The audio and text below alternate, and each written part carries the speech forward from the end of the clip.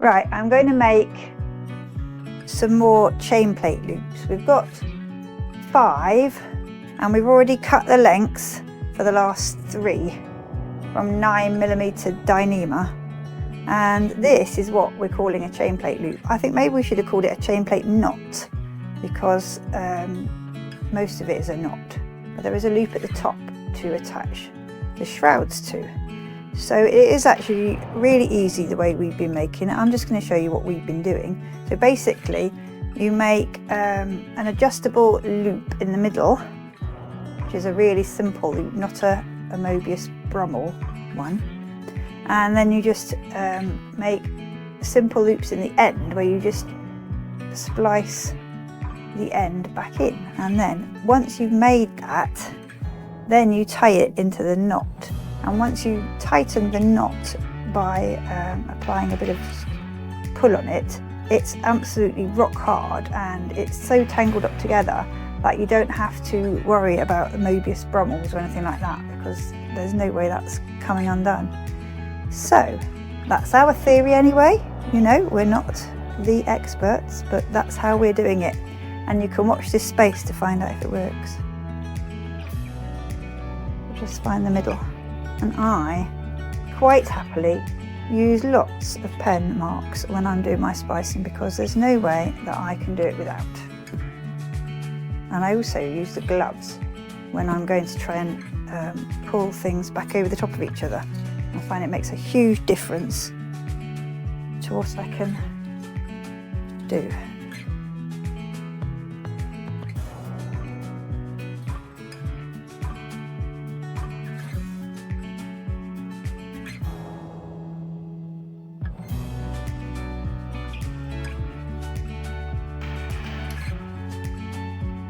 Right, that's the easiest bit done. Then the tricky thing, oops, losing my packet, with this end is that the berry of the end is so long that it creeps right up into this part that's making the top loop. So you just have to make it the longest you can, and the fact that it's going to be made into that big knot is going to hold it in place. That's the theory. It's a while since I made one of these, so I'm just making sure looks like I'm right. And this bit shrinks when you bury the end in it, just to add complications.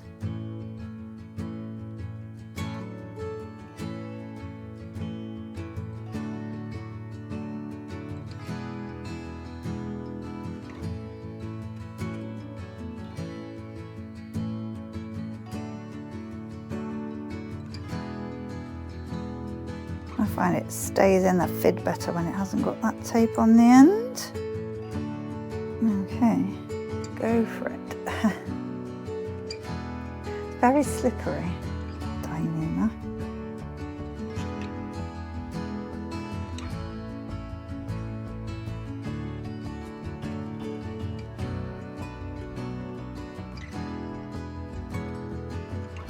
I don't want to lose it all in there. Bunch it up as far as you can. I'll do. This is just to stop it sliding back, so theoretically it should be easy, but never is. Doesn't have to be in the middle, just poke it in. But you don't really want to hear that horrible noise of strands catching on the fid. I do not like that. As long as I've got more than 36, I feel like I can taper it perfectly fine.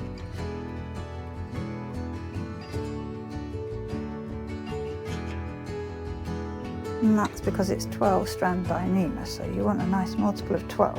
So you know how long your separation is between the strands you're going to cut. So I'm going to do 3 centimetres.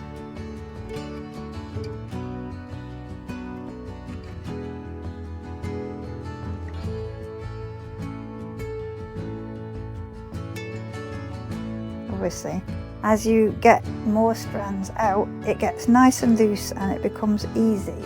And then after that, it just gets confusing. So that's 3. So they should, reassuringly, be nice and even in their lengths. Not too bad.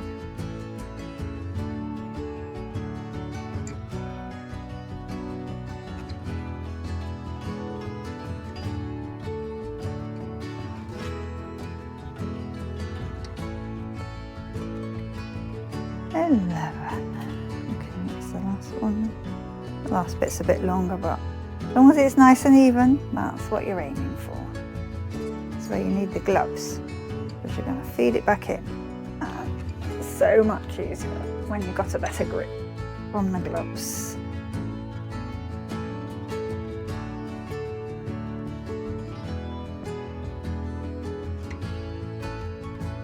Yep, that's it.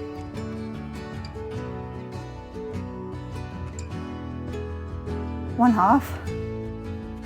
I'll do the other half now. Same again.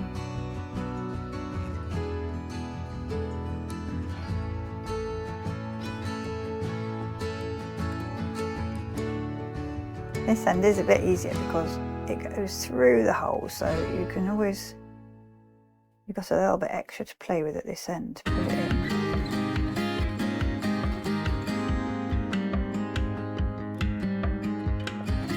Started is the tricky bit. I'm going to just really gently open it so that it goes down the middle and doesn't start poking out each side.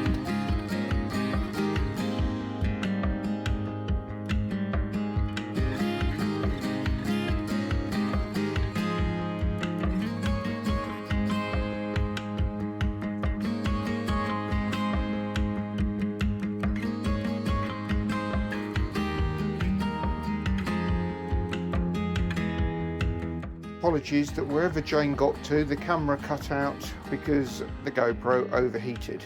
As soon as GoPro or DJI bring out one that's not going to overheat as much as this, I guess we will be looking at changing. So I don't know where she got to, but where are you at now? I'm nearly finished this second loop on my first. So I've got the middle loop, I've got one end loop, and I'm just tapering the last loop, so we're nearly there. And while Jane has been doing that, I have created something we've been wondering how to do forever, which is what's going to stop us getting water into the boat. Here's the original Dyneema loop, the one that Jane's making an extra one of right now. This has been tested to about 4 tons pulling. Nice and firmly knotted. So what we decided after pulling this through a hole in FR4, or trying to, was that we would use this 10mm neoprene as a way of just giving it a little bit more, a softer thing that it can indent into, rather than put the pressure on just one small bit of the knot. So that will be under the deck. Then we know, because we're not going to fit these in with epoxy, we will get some water running down them. We don't want to fit them in with epoxy, at least initially, until we know we're not going to have to keep replacing them. It is somewhat experimental. We want to catch water that comes through. What we found is these pots. We can buy them in bulk, or 10 at a time even. They are designed for people selling handmade lotions, potions and so on. Made a hole in the lid. That lid goes on there. The pot goes on there. The thread isn't that brilliant, to be honest, and by the time you've got something inside it, it doesn't like to tighten up properly. And so now the deck will be there. We will glue the lid to the underside of the backing plate. This comes up through the hole in the deck, and any water that runs down this will end up caught in the bottom of this pot. It's translucent, so we can see if there's anything in there and unscrew it and empty it out if we need to. pretty darn neat. And now I'm just going to pull the tapering part back in, which is the bit you need the gloves for, because you need a good grip on the slipper. This is the bit they call milking it. I don't know why. I always think it's a bit like feeding a snake. I've never fed a snake, and I've never milked a cow, so I don't really know. I have milked a goat, but I can't think this is anything like what I remember that experience being. But you know, basically you're just pulling it back, but because it's shrunk, it makes it quite difficult. So you've got all these little ends sticking out, and this obviously needs to be bigger. So pulling it back a little bit till my little mark, which I unashamedly make because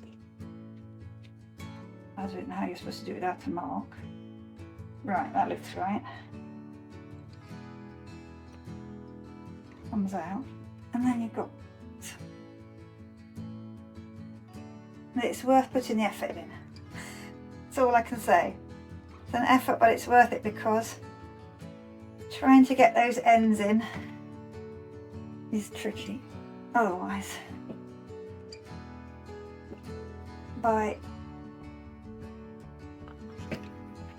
when we tension these, this bit will get a lot thinner. I've got one little end sticking out, so I will have to go back with another fid and poke that in, and that is, I don't like doing that because it's extremely fiddly, and you tend to hear a lot of horrible noises from the Dyneema while you're doing it, which I don't like to hear. And once you get more than one end, then you're really struggling. Just opening up the hollow core to put it into it. Yeah, just putting it back in, yeah. In the middle. It's easier said than done.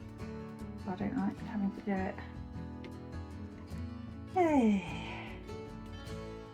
Feed that last bit onto the end of the fid. Hopefully.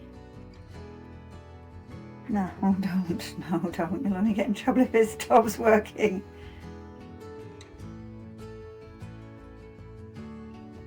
You want it stretched out. This is the thing. You don't want it all curled up inside. That's not what you want at all. Totally defeat. There you go. Now it's come out the other end. A bit further down. You can pull on it, and then you can pull it back. Push that second one in now. It's popped out.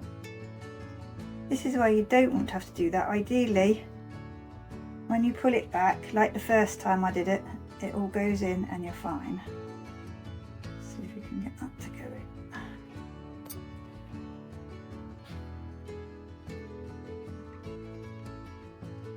But, you know, they're in the end, don't you? If it was easy, everyone would do it straight away, and there would be no money for people to do it professionally, would there? And it's not that easy, not really. Right, so how's it doing? Aha! Don't know if you can see, there's just a tiny little bit sticking out, which I'm not going to accept, so that's got to go in too. I'm going to take the gloves off, it drives you crazy.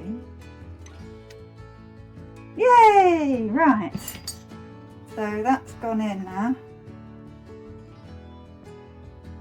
And at first when we were making them, we did worry a bit, or I did anyway, about some of the unevenness. But once we tensioned some of them, we realised that you don't need to worry, because as soon as you start pulling on it, it's going to close up and you won't be able to see it at all. But there it is, it's done. And the way that we then convert these... Come and sit here. Okay, I'll come and sit there.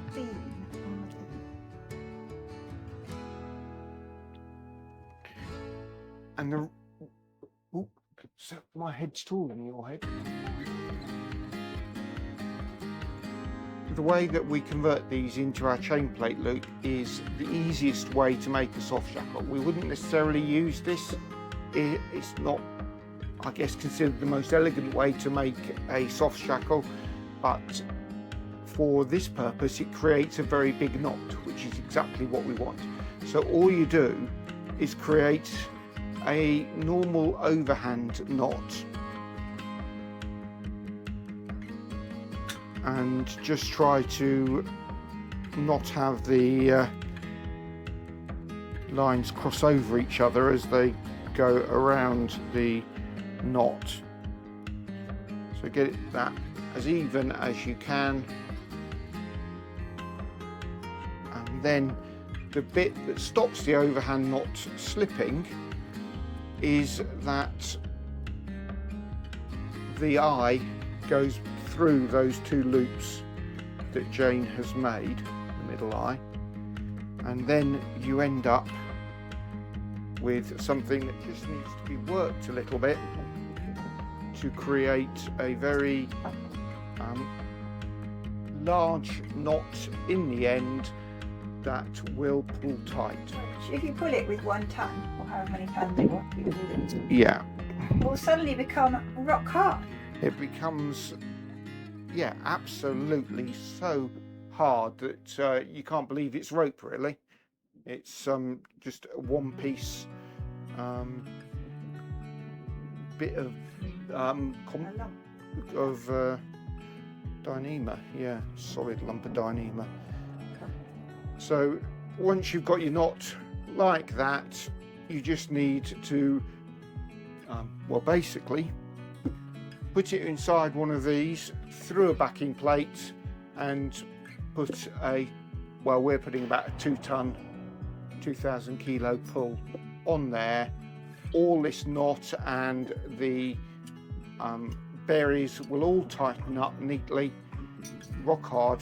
And of course we are, in terms of strength, this is 2 strands of the rope which is connecting to a shroud which is 1 strand.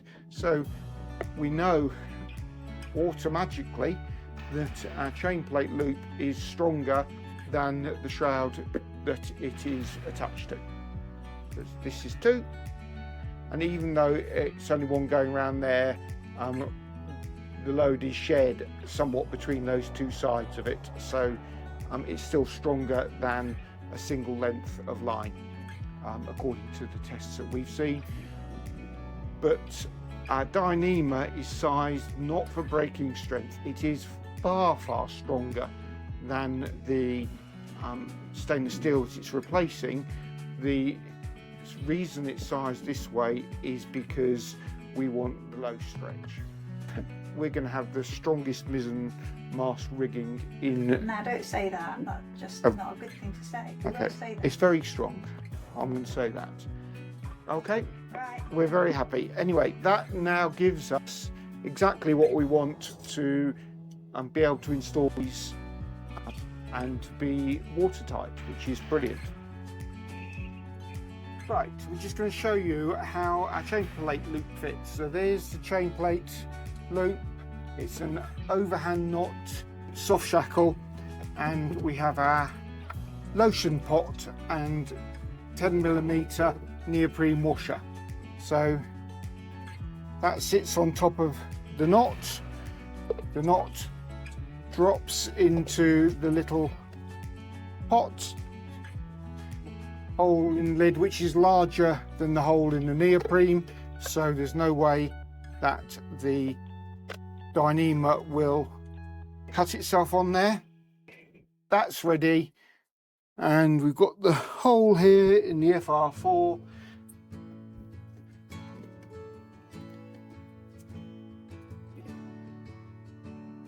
Hopefully Jane can catch that. Have you got it? I got it.